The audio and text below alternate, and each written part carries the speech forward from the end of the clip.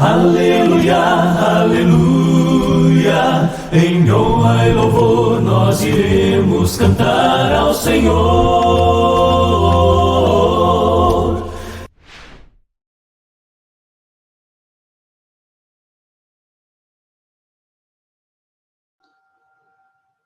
Olá pessoal, Edivaldo mais uma vez, estamos juntos para dar continuidade ao nosso curso. Terminamos a parte 3 da nossa lição e quero incentivar você a assistir à próxima parte para que nós possamos continuar crescendo juntos na graça e no conhecimento do nosso amado Jesus.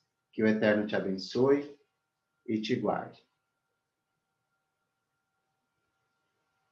Essa conversão, essa daqui também é maravilhosa, Qual não é? Qual não é? Qual não é maravilhosa? Todas são, não é? Mas a conversão do carcereiro. Abra em Atos 16. Atos 16. Olha que maravilha. Eu vou dar o contexto para você e depois a gente faz a leitura, tá? Atos capítulo 16. Nós estamos aí na segunda viagem missionária do apóstolo Paulo e sua equipe, né? Os irmãos que o acompanhavam. Ele está nesse momento aqui na cidade de Filipos. Olha, Filipos vai ser a primeira cidade da Europa a receber o evangelho. Olha como é detalhe importante, não é? Primeira cidade da Europa. Mas nessa cidade se converteu Lídia, essa irmã abriu sua casa para receber a equipe missionária que estava com Paulo naquele momento. Olha que coisa bonita, não é? Só que aí o Paulo saiu para pregar, ele continuou pregando. E aí ele encontrou uma moça que tinha um espírito maligno que fazia adivinhação. E aí essa moça dava lucro para os seus donos, ela era escrava, dava lucro para os seus donos. Só que ela começou, por alguma razão, a acompanhar Paulo ali, Paulo pregando, ela do lado. E aí ela começou a dizer: estes homens são servos do Deus Altíssimo. Isso é verdade? Claro que é. Eles eram servos do Deus Altíssimo. Mas veja bem, essa verdade está na boca do inimigo. O inimigo sabe da verdade, mas não obedece a Deus. Paulo ficou intrigado e expulsou o espírito maligno. Expulsou. Bom, ela sendo liberta do espírito maligno, acabou-se a fonte de lucro dos donos dela. O que eles fizeram? Começaram a perseguir Paulo e Silas. Bateram bastante nele, machucaram eles. E depois os lançaram na prisão. Aí entra a nossa história. Vamos lá? Vamos lá. A partir do 22. A multidão ajuntou-se contra Paulo e Silas, e os magistrados ordenaram que lhes tirassem as roupas e fossem açoitados. Depois de serem severamente açoitados, foram lançados na prisão. O carcereiro recebeu instrução para vigiá-los com cuidado. Tendo recebido tais ordens, ele os lançou no cárcere interior e lhes prendeu os pés no tronco. Guarde isso. Por volta da meia-noite, Paulo e Silas estavam orando e cantando hinos a Deus. Os outros presos os ouviam. O que você faria com as costas ardendo depois de levar uma surra? Ai, Deus me abandonou. O Senhor não olha mais para mim. Que Deus nos dê uma fé capaz de enxergar que o sofrimento faz parte da vida cristã. E deve nos trazer mais confiança nele. Mais confiança nele. Alegria. Porque nesse momento nós ficamos parecidos com Jesus. Tomara a Deus que Deus nos dê essa fé. E que da nossa boca jamais saia nenhuma palavra de murmuração ou reclamação por qualquer coisa que a gente venha passar, tá bom? É uma lição. Enfim, vamos lá. 26. De repente, houve um terremoto tão violento que os alicerces da prisão foram abalados. Imediatamente, todas as portas se abriram e as correntes de todos se soltaram. O carcereiro acordou e, vendo abertas as portas da prisão, desembainhou sua espada para se matar, porque pensava que os presos tivessem fugido. Mas Paulo gritou: não faça isso, estamos todos aqui. O carcereiro pediu uma luz, correndo e trêmulo, prostrou-se diante de Paulo e Silas, então levou-os para fora e perguntou: senhores, o que devo fazer para ser salvo? Nossa, eu fico imaginando a cena, gente, né? Eu tento entrar nessa história aqui, porque é emocionante isso aqui. Eles responderam: creia no Senhor Jesus e serão salvos, você e os de sua casa.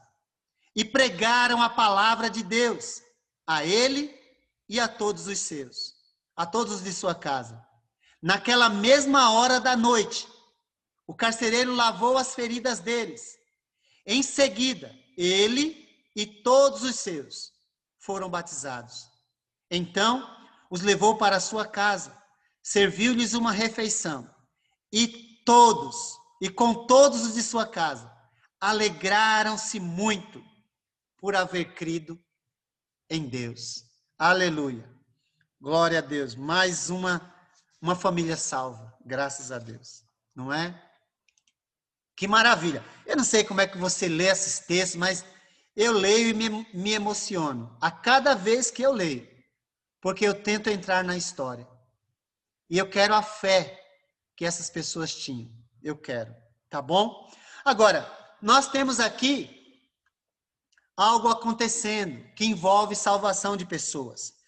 Qual foi a pergunta do carcereiro? A pergunta mais importante da vida do ser humano, que todo ser humano deveria fazer. Todo ser humano. Senhores, que devo fazer para ser salvo? A resposta que Paulo deu é mal interpretada pelos religiosos. Eles pegam o texto isolado e justificam sua falsa crença, dizendo: tá vendo? É só crer e vai ser salvo. Porque Paulo, então vamos ver quais foram os dois elementos citados. Essa foi a pergunta, não é? Quais foram os dois elementos citados? Paulo disse: creia no Senhor Jesus e serão salvos, você e os de sua casa. Se você pegar, isolar esse verso, realmente você vai ensinar algo que está escrito. Porém, que não diz tudo o que é necessário para a salvação. Porque se você ignorar o que aconteceu depois, você vai ensinar falsa doutrina. Se você não ignorar, você vai ensinar a verdade. Então, não ignore o que vem depois. Porque no verso 33 diz que em seguida ele e todos os seus foram batizados. Mas aí eu pergunto, em seguida do quê? Em seguida do quê que eles foram batizados? O que foi que antecedeu? O que é que está no meio entre a crença e o batismo? Alguém pode me dizer? O que é que está no meio entre a crença e o batismo? Alguém pode responder ou compartilhar?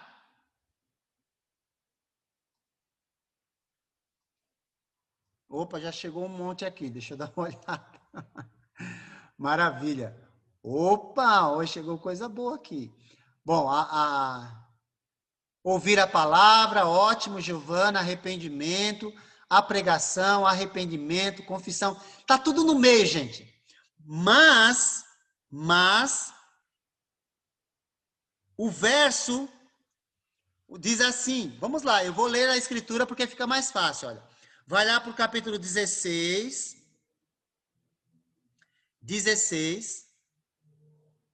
verso 32. Dá uma olhadinha. No 32. O que diz lá? E pregaram a palavra de Deus a ele e a todos os de sua casa. Aí na pregação, você pode colocar tudo isso que você falou, tá bom? Diego, Kate, Adriana colocou a pregação. É isso aí. Gente, se ler a palavra, não vai ensinar a falsa doutrina. Então, dizer, só crer em Jesus e está tudo resolvido, é uma falsa doutrina baseada em textos isolados da Escritura. Pois o que está entre a crença e o batismo é o ensino, é a pregação. Tudo bem? Faz sentido isso? Ou você acha que eu também estou indo além? Se eu estiver, você fala, tá bom? Não é? Que aí eu vou procurar prestar mais atenção. Mas eu espero que não. Até porque eu sei que o castigo para mim é dobrado se eu fizer isso. Então eu não quero fazer isso. Tá bom? Eu digo que o chicote para mim vai arder mais do que naquele que está me ouvindo. Se você for condenado e eu também, a minha condenação é 2 vezes pior do que a sua. E eu não quero isso. Eu seria um tolo se eu fizesse isso, né? Não quero fazer isso. Tá bom? Enfim, eu espero que esteja bem acertado. Agora, quanto tempo levou para o carcereiro tomar a decisão de ser batizado? Com licença, Edivaldo. Minha esposa falou aqui pela responsabilidade do pregador, do professor. Obrigado, é isso mesmo.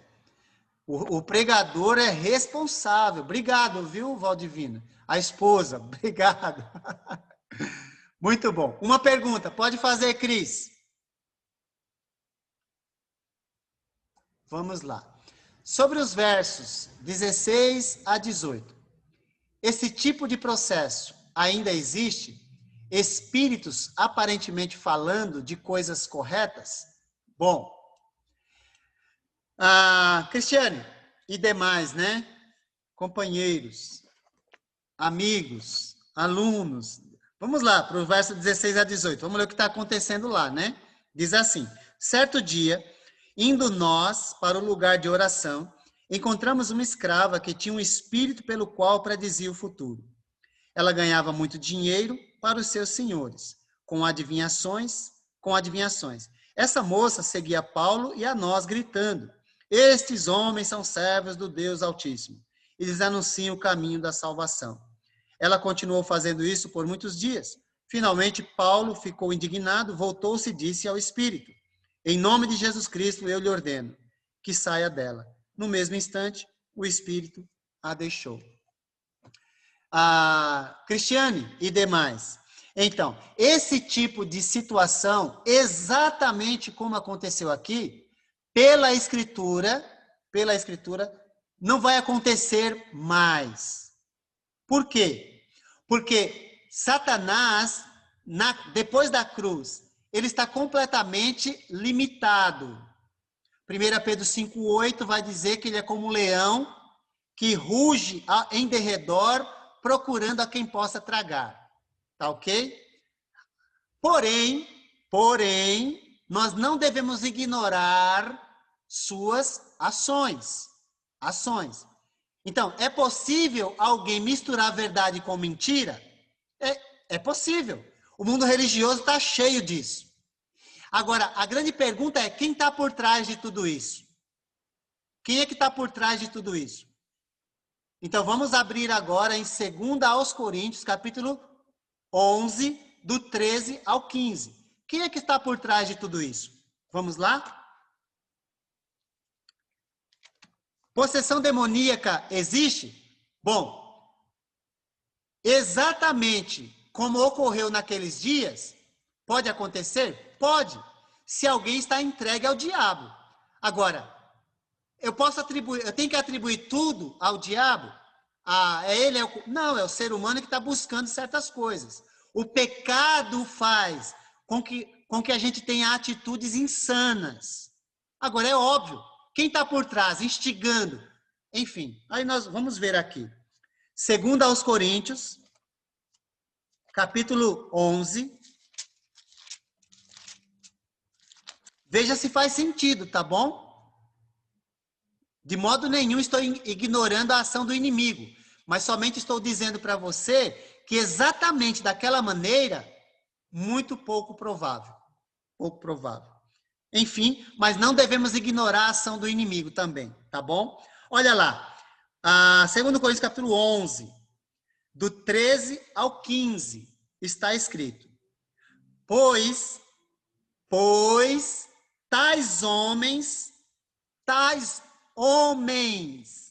são falsos apóstolos, obreiros enganosos, fingindo-se apóstolos de Cristo. Isto não é de admirar, pois o próprio Satanás se disfarça de anjo de luz. Portanto, não é surpresa que os seus servos finjam que são servos da justiça. O fim deles será o que as suas ações merecem. Satanás pode enganar, mas ele tem poder sobre os cristãos? Absolutamente não. Não. Ele tem poder sobre o mundo? Pode tomar posse de alguém? Sim, mas não exatamente dessa forma como acontecia na Escritura. Agora, gente, o que mais importa para nós é você identificar que por trás da maldade está o inimigo. Ponto. E você tem, pelo Espírito de Deus, o poder para vencer o inimigo. Agora, você não vai encontrar em lugar nenhum Jesus marcando a sexta-feira da libertação. Não tem isso, gente. Não tem isso. Jesus liberta segunda, terça, quarta, quinta, sexta, todo dia. Tá ok? Hoje é o dia. Pare com isso. Isso, na verdade, faz parte daqueles que estão pregando engano para as pessoas. Tá bom? Ou então estão limitando o poder de Deus.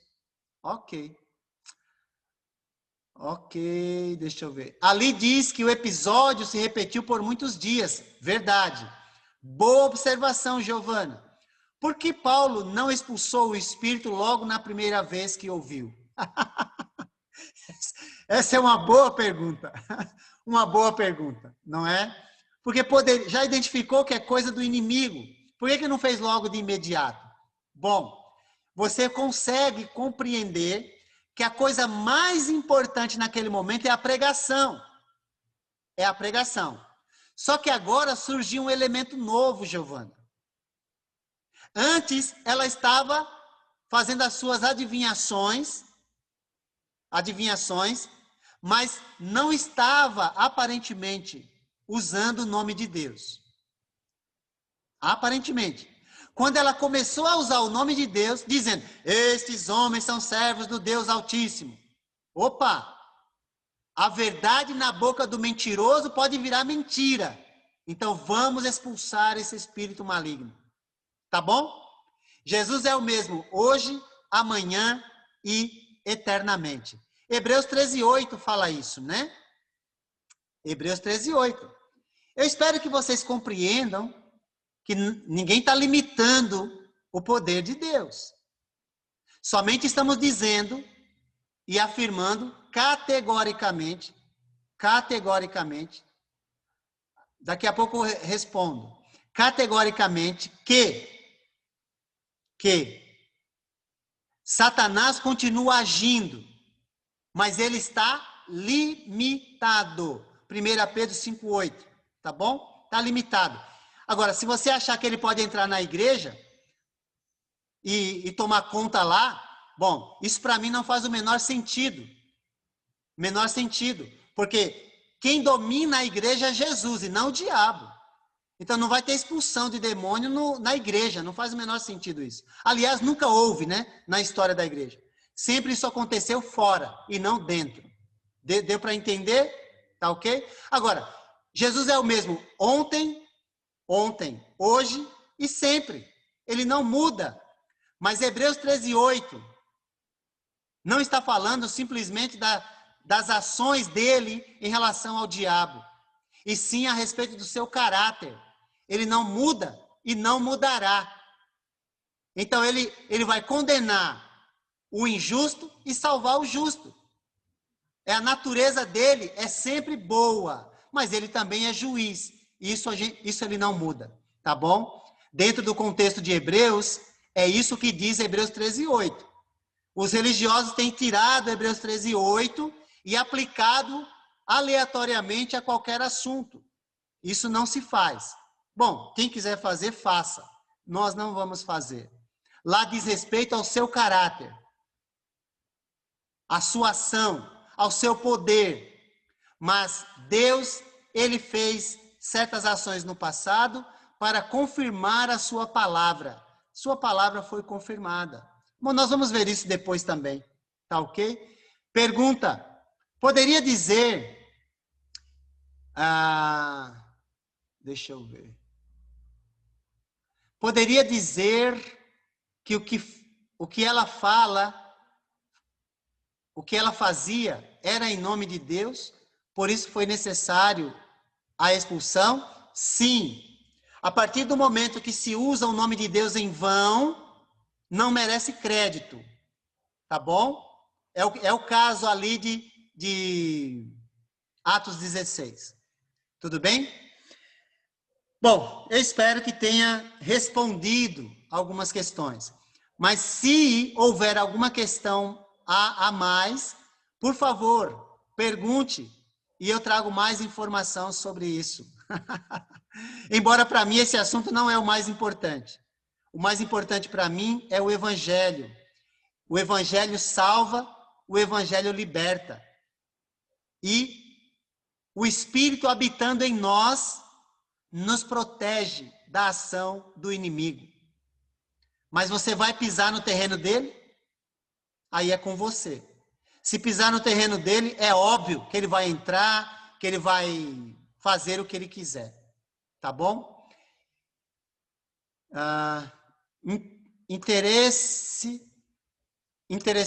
Eu acho que é interessante você citar que os demônios eram expulsos fora dos cultos. Isso mesmo, Marta. E era mesmo. Você não vai ver isso acontecendo na igreja, gente. Você não vai ver. Você não tem essas ações na igreja. É fora da igreja. Onde a igreja se reúne, o inimigo não entra. Porque aquele que habita na igreja é maior do que o inimigo. Então não faz sentido isso, não é? Hoje vira show nas denominações. Verdade. Já vi em uma igreja isso. A Kate colocou. Então, gente, é isso que eu estou querendo mostrar para vocês. E se você for um leitor atento, duas coisas importantes. Não marca data. Sexta-feira, talalá, vai... Pare. Isso é coisa de falsa doutrina. Outra coisa, sempre as ações são fora das reuniões da igreja, nunca dentro. Tá ok? Esse é outro ponto. Enfim, é para você ficar atento. Virou um show mesmo, infelizmente. O show tem que parar, tá bom? As pessoas parecem que estão brincando de religião, de Jesus. Isso não se faz, tá bom? Na igreja, o único nome a ser exaltado é o nome de Jesus e não do diabo. Deu para entender, né? Então, bom, mas se você tem mais perguntas sobre isso, eu me proponho a responder e trazer mais informações sobre essa questão, tá bom? Enfim, mas vamos avançar. Olha, e com isso, a gente acaba perdendo a essência, sabe? A gente acaba. A religião, as igrejas, acabam perdendo a essência daquilo que é mais importante. E o que é mais importante aqui? Bom, quanto tempo levou, né, para o carcereiro e sua família serem batizados, né? O texto diz, naquela mesma hora da noite. Isso é muito bom, né? Aqui é que está o assunto importante. E como eles se sentiram? Aqui vou rápido. Segundo o versículo 34, todos de suas casas alegraram-se por muito, né, por haver crido em Deus. Tá bom? É isso aí. Gente, não vamos perder a essência. Há muita ênfase hoje no inimigo, quando a ênfase tem que ser dada em Jesus. Fica fazendo entrevista com o diabo na hora da reunião. Onde é que Jesus fez isso? Em algum momento da sua vida? Não tem entrevista. Sai, ponto e acabou. Pô, acabou. Não tem conversa com o diabo. Para de dialogar com o inimigo. O mundo religioso precisa parar de dialogar com o diabo e conversar mais com Jesus e exaltar a Jesus. É isso que nós devemos fazer, tá bom? É muito triste, mas verificar que se fala mais do inimigo do que de Jesus. Bom, a conversão do carcereiro. Nós temos a crença, nós temos o arrependimento, a confissão, creia no Senhor Jesus, o batismo e a perseverança. É o que nós enxergamos. E se você realmente não conseguir enxergar isso, aí depois você me fala, porque aí a gente tenta ajudar você. Olá, pessoal. Edivaldo, mais uma vez. Terminamos a parte 4 da nossa lição e gostaria de incentivar você a dar continuidade assistindo a próxima parte, para que nós possamos continuar crescendo juntos na graça e no conhecimento do nosso amado Jesus Cristo. Que o Senhor te abençoe e te guarde. Aleluia, aleluia, em honra e louvor nós iremos cantar ao Senhor.